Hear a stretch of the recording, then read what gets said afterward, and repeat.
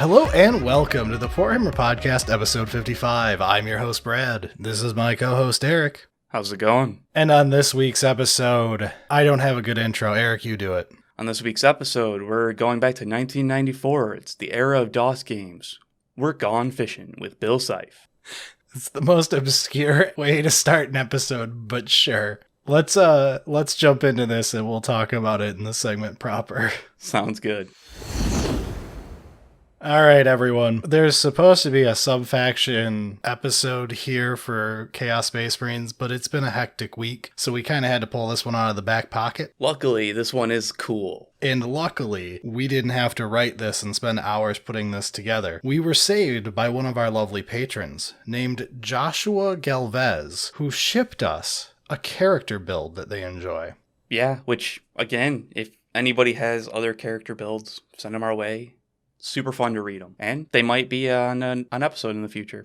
And I do know some people have put those in comments before. Feel free to do it again. I have read them, and I just need to be able to remember them when I go to do another character episode in the future. So the more often I read it, the better the chance that it's stuck in my head. Yeah, it was like Memory of a Goldfish, or substantially worse. Welcome to being my wife. It's a terrible existence.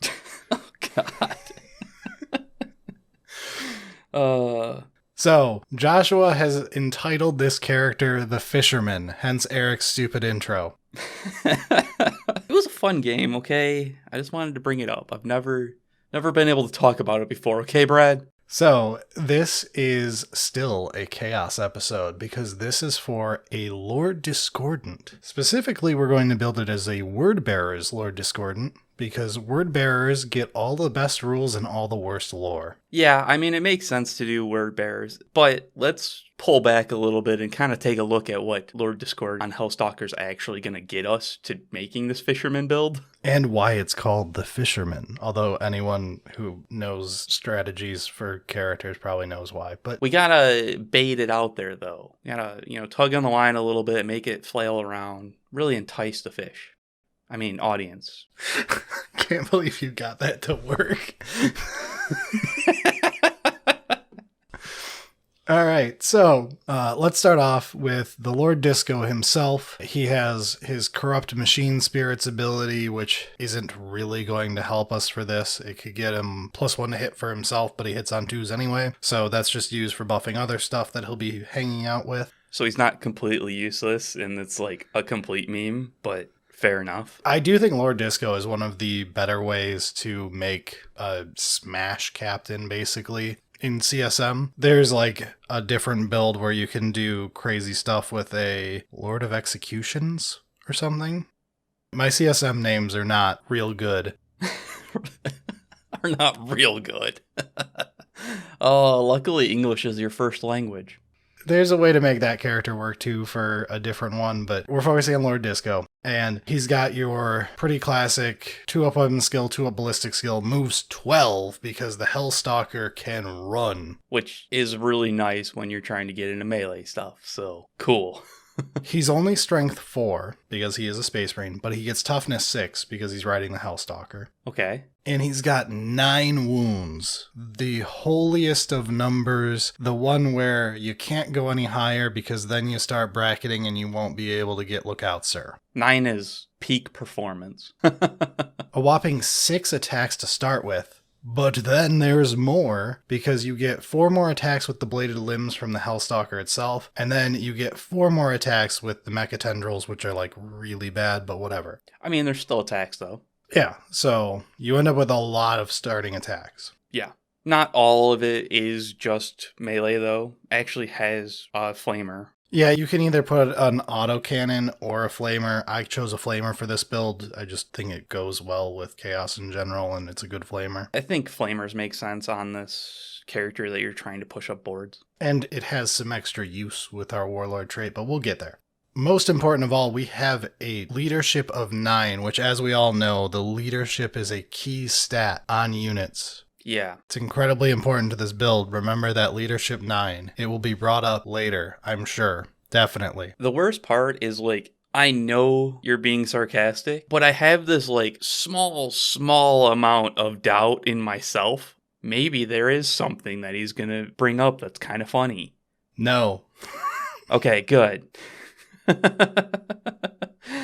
Leadership 9. And to round things off, Lord Disco has a 2-up save, which is pretty good considering it's not in Terminator armor or anything. It's just apparently a Hellstalker gives you a 2-up. Yeah, solid defenses, honestly. It's got a lot of wounds and 2-up save. Cool. Honestly, with this like stat line and the weapons available and how many of them are because of the Hellstalker, I'm starting to think CSM would win more battles if they could just have the Hellstalker not have the Lord Disco on them and just run a lot of them. Oh, yeah. Yeah.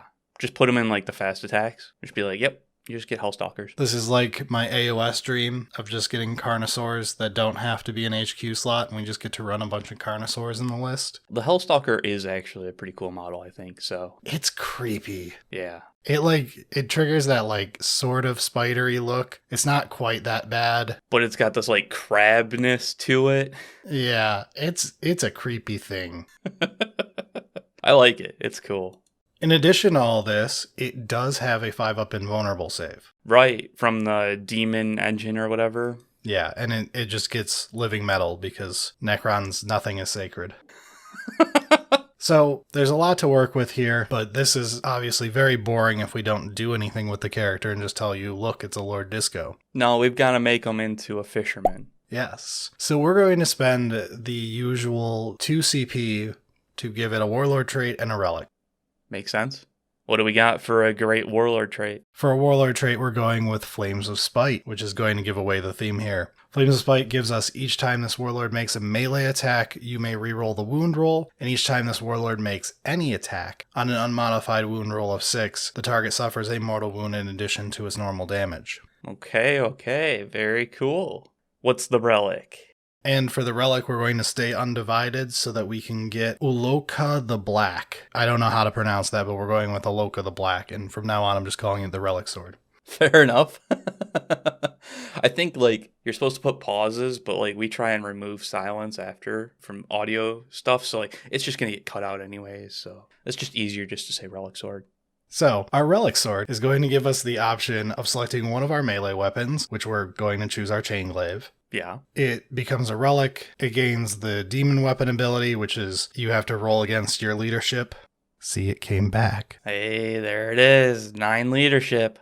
And you either take D3 wounds in order to fight if you fail, or you just can't use that weapon. Hopefully you beat your leadership check, which you can only fail on a 10, 11, or 12, so it's not that bad. I thought you didn't get the option. Like, if you tried and you failed, I thought you just took the damage. No, that's the Drukhari one. Makes you take the damage. Okay. The demon sword, apparently you can just put it away. That's insane. Sure. Whatever. Okay. Sure. You can tell what order the codexes were written in, Eric. You're right.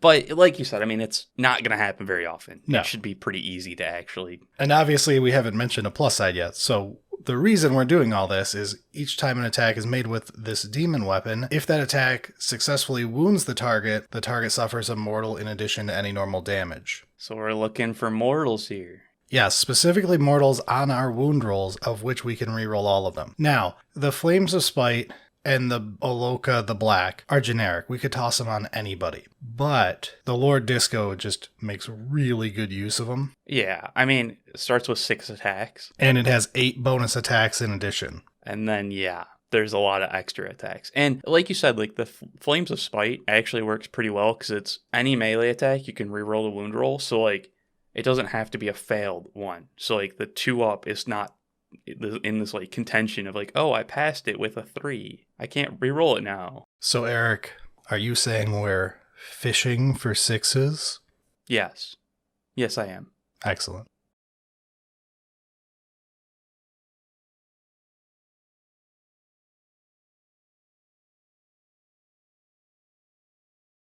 I'm glad that joke landed with you and got a chuckle out of you. This will make for good content for the listeners. For some reason, you made that joke, and I was like, it felt like you were Tim Allen, and I was on the other side of the fence, just not really laughing about it and just accepting that you were crazy. I was going with the CSI, take the sunglasses off, say the stupid pun. That's a dumb reference, Brad. Clearly, the Tim Allen sitcom from the 90s is the correct reference here. Okay, so importantly, there's a bunch of other stuff we can do to pump this up because CSM has a lot of buffs available. First of all, we just have the wonton soup, let the galaxy burn, where on turn 3, our melee attacks, 6s to hits, explode. And, I mean, the second one isn't complete nothing because you do still have the assault weapon, but, like... Which auto hits, Eric? Yeah. Thought of it a little too late there. I did. I was like, all right, never mind. Hold on a second. So the first one's a little interesting because technically we have a grenade. Yeah, right. How do I save this? We technically have a grenade. We have a bolt pistol. Our pistol 1, it might explode an extra shot every 6 games on turn 2. Brilliant. The second one is relevant. Found the path to victory on that one.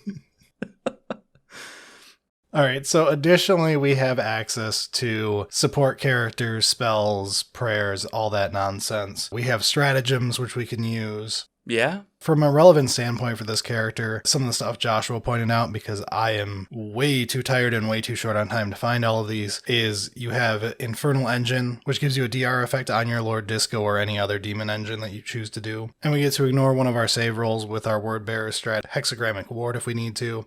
We can use a CP to try to steal more Necron stuff and revive one of our characters on a 4-up. And we have Malevolent Covenant, which allows us to make a failed psychic power automatically succeed and be undeniable. God, I hate that so much. It makes sense with word bearers, but yeah. So fucking jealous. It's a little dirty, especially since Grey Knights' whole thing is anti-demon, and this is a demon-based stratagem that makes it so you can't interact with it. Yeah, I like it. Yeah, I just love, sorry. Positive notes. There's a lot of strats, and in addition to our 175 point character that we're buffing up here, we can use an extra 105 points to get us a Master of Possessions. We can specifically choose Infernal Power as one of our psychic powers, and that is a classic 6s to hit auto wound, but as an important side thing, it points out that these will count as 6s to wound. Right, which is nice. And I mean, I think you're probably going to be taking a Master Possession anyways. So like, if your word bearer is like, yeah, you take it 1 because it works with the theme word bearer armies tend to go with. Right. 2, a Master of Possession is like the theme of the army lore wise. So it's one of those that like, yeah, we're trying to make this Lord Disco the character, but like, you're almost certainly going to have a Master of Possession, and that just the Infernal Power works really well with what we're having fun with on the Lord Disco's fishing for 6s. So if we cast this spell on him, and we don't even need to use any strat to buff him, we just have a bunch of very good defensive ones, and we have our 175 point character with our Warlord trait and our Relic, we do a lot of damage, specifically a ton of mortal wounds. But let's talk about how many. Yeah. Okay, so the Lord Disco has his 6 attacks with the Chain Glaive that is now the Relic Demon Sword that I'm never going to pronounce again. Does the Relic just take the same strength, or does it? It just gives it that extra ability. Okay, because I was like, how do we get strength 6? I'm not seeing this, but... Yeah, so a lot of relics actually replace the weapon. This modifies it, which the demon ones do too. It just modifies the weapon. That makes sense. So the Lord Disco starts off with his 6 attacks with the Impaler Chain Glaive, which is strength 6, AP -3, 2 flat damage. It's +1 to wound because that's on the Chain Glaive itself. And we have the Relic's ability to cause mortal wounds. Hitting on 2s. Should be pretty easy. Rerolling all wound rolls to fish for the 6. We can reroll all our hit rolls because we're word bearers, and on the charge you reroll all hits. Yeah. So we can reroll literally everything fishing here. I love rolling dice. So, I mean, it seems like we should be able to get a decent amount of 6s with all of this. Yeah. So just rolling our hit rolls and rerolling them for anything that's not a 6, reroll it. Right. We get 1.8-ish 6s to hit. Okay. That's already 1.8 mortals. Yeah. And then they're also 6s to wound, so you double it. So it's 3.66 repeating mortal wounds. Right. It's 3.5 wounds, essentially. Yeah, and I mean, that's in addition to like the normal damage that's going on. Let's just figure out how to deal with, on average, 3.5 extra mortal wounds. Cool. And we've only rolled 6s on our chain glaive. And then we've got a remaining amount of non-6s that also hit, which is another 3 and some change. We end up basically saying everything hits except for 1. Yeah, basically. Especially because it's one of those, like, if it's not a 6, you're re-rolling it. So, like, you're not just keeping the passes. So, like, you can roll the 1 on the re-roll. So we're saying one of them will miss, more or less. So basically 5 hits, 1.8 of them automatically wounded, and we have 3.6 mortals already, and we have only rolled hits. Now we go to wound rolls. You rolled a wound, you're going to be wounding on 3s or 2s. Almost assuredly 2s, but we'll say we're hitting something big and it'll be 3s. Because remember, we have +1 to wound. right. So we're going to wound everything very reliably, but we are fishing for 6s, so we're not just trying to maximize the amount of successful wounds. We're re-rolling all non-6s here. Yeah, same thing as hits. If it's not a 6, toss it again. So this works out to about 1.6 extra 6s on the wounds, which is another 3-ish mortals. It depends on how it's going to work out here. It's slightly less than what we did on the hits because we're saying, you probably missed 1 kind of thing. So same ideas. And then we'll get 2 or 3 more non-6s. So the long and short of it is math-wise here. The chain glaive is going to cause 5.4-ish saving rolls. At -3 AP. Flat damage 2, flat damage 3 if it's against a vehicle because we have our injector. Yeah. And 6.5 or more mortals. It's about 7 mortals. That's a lot of mortals. Yeah, and we haven't done our 8 extra attacks. Right? The Hellstalker still gets to flail around a bit. And importantly, with how Flames of Spite is worded, it works on all these Hellstalker ones. The blade, though, doesn't. Oh, man, I kind of wish the Relic worked on that. You just pass it off to the Hellstalker and it just flails it around. So we do another 4 attacks with the bladed limbs. Hits and wounds, we end up with another 3.6 saves at AP -2, flat damage 2, which is flat damage 3 if it's against vehicles. Right. We're only assuming that like 4's wound in this case. We're saying it's like a T6 thing. Then you've got the tendrils. And we've got an extra 2 and some change mortal wounds on there. And same thing, you get to do it on the tendrils as well. So not quite as exciting because, not quite 3-ish save rolls and it's 0 AP D1. But it's still about the same mortal wounds, so 2.25-ish. That brings us to a grand total, after fishing for everything, of 11 and some change mortal wounds on average. That's a lot. That's without the saves. These are AP -3, 5 and some change saves, and then AP -2, 3.5 saves. And then some extra bullshit. And then stuff that won't statistically matter. Yeah. So, let's talk about the mortal wounds for a second. Even if you're an army with a 5-up feel no pain like Grey Knights or other word bearers, you're still going to eat over 7 mortals before you even account for your save rolls that suck. Which, man, it's one of those things that, like, as Grey Knights, I'm like, dude, mortals, I'm fine. Don't worry about it. This is scary. Yeah. And, it's 11 on average. So I think you can pretty reliably, if you look at the averages and, put it on the graphs and stuff, 8, you should be able to expect 8. Sure. Just statistically, you're well above the line to hit 8 every time. Yeah. And that is a lot of mortals to be able to count on. Let's look at, the actual kill counts we can expect when we charge with this thing buffed up. So we start with just general Marines, or do we want to go to Guard first? No, let's do Marine equivalents. Okay. The classic. Let's destroy our non-heretical brothers.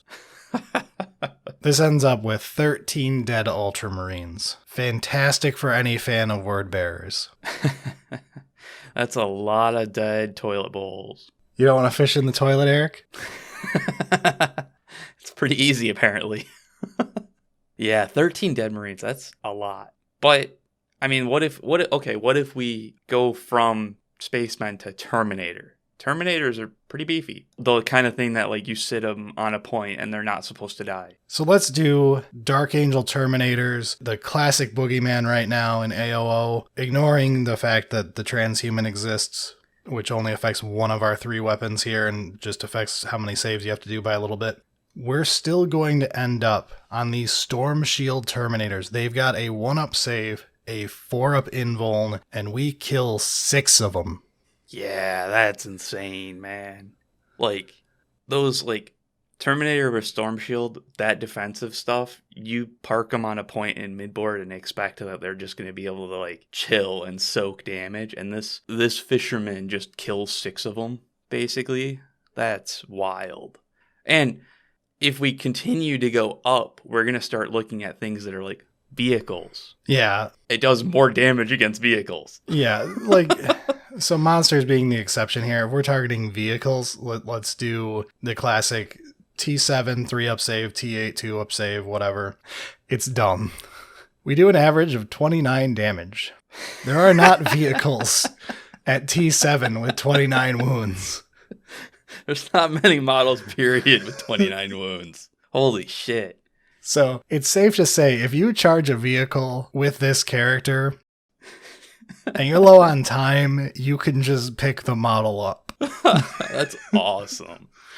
And I mean, I don't think T8 changes it that much, honestly. T8 does change the saves a bit. You still end up averaging, we're going with 2-up save, 24 damage on average. Which, yeah, it does help a little bit, but still, 24 damage. Coincidentally, knights have 24 wounds. Yep. This isn't actually useful, though, because knights don't have a 2-up save. Why knights? Why? But yeah, they're dead. So our character statistically kills a knight, statistically kills any T7 vehicle. You delete 6 Terminators with Storm Shields. Marines, they don't even go to a high enough squad size to survive this. You don't need to check below Marines. It's dead. Basically, like, the only thing that, like, it attacking isn't just going to, like, immediately slaughter are, like, the big monsters that aren't actually vehicles to get the extra damage. But even then... Tyrannid monsters are the one that I think actually you bounce pretty hard against. Yeah. They tend to do well against psychic stuff to begin with. They probably have some anti-mortal wound strat I'm forgetting. You've got just the general tankiness of them. You don't get your extra +1 damage against them. It's the one weakness. But at the same time, like, I do think that, like you said, it's going to bounce most of the time because the Lord Discordant on Hellstalker is actually really defensive unless you put him in positions that he shouldn't be in. T6, 9 wounds, 2-up save, 1 CP to give it a disgustingly resilient ability. Yeah, it's got an invuln. Like, there's a lot of defensive parts to it. So, like, even when it's not killing stuff, it's not auto just like, oh, we're just going to trade. I'm going to hit you and whatever I hit's going to die and then I'm going to die in return. Like, this is, honestly, a lot of it comes down to the mortals just because of how many there are and it's a powerful effect. Like, that's a difficult thing to deal with in a damage phase for most armies. And as a reminder, we're just doing this for the melee when you charge. The Flames of Spite affects all attacks. Our auto-hitting Bale Flamer of 2d3 extra attacks with that, I mean, it's a good profile. It's 6 -2/2 for a Flamer. Yeah, that is pretty nice. That's going to get you more mortals during the shooting phase. It's honestly pretty good. Like, you had brought up this, oh, we found a new character build and it's a fisherman. And I was like, okay, we're fishing for 6s. That's funny. But how good is it actually? You know, like if we're trying to win and do well.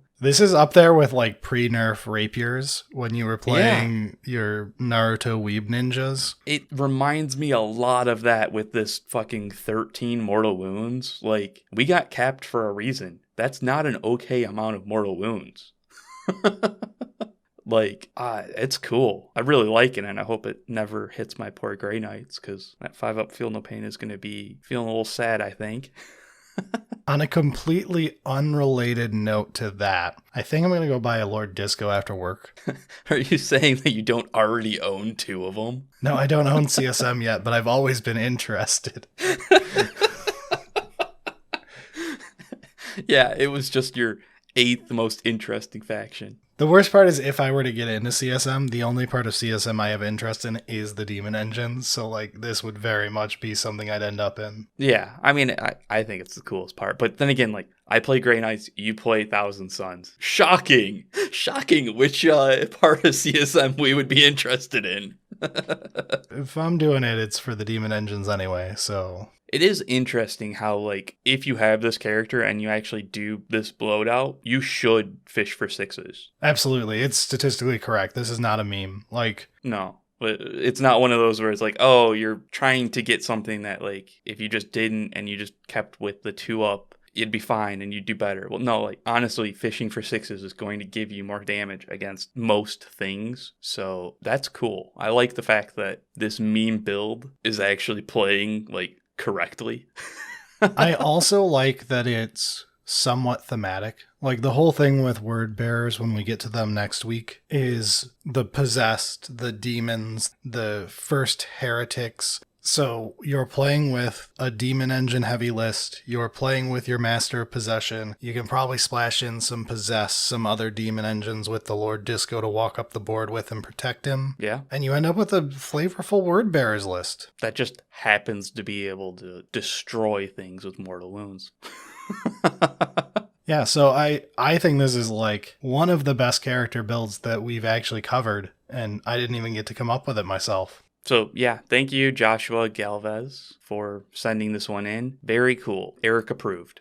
All right, if you enjoyed this, once again, don't forget, like, go on the YouTube version of this episode, share with us in the comments there any type of character that you like running that you think is a cool build to cover, whether it's a classic that you think we just should be covering one of the classics, or it's some weird thing that you came up with that you think is like a really fun idea to cover. Yeah, and honestly, one of the things is we both are fairly new to Warhammer. So if there's like legacy, this was such a cool build for so long, this is how we can kind of do it in new ones. That'd be cool too. Yeah. And while you're there, make sure to do all the YouTube pleasantries or whatever. It helps us. But with all of that out of the way, let's get out of here for the week. Sounds good.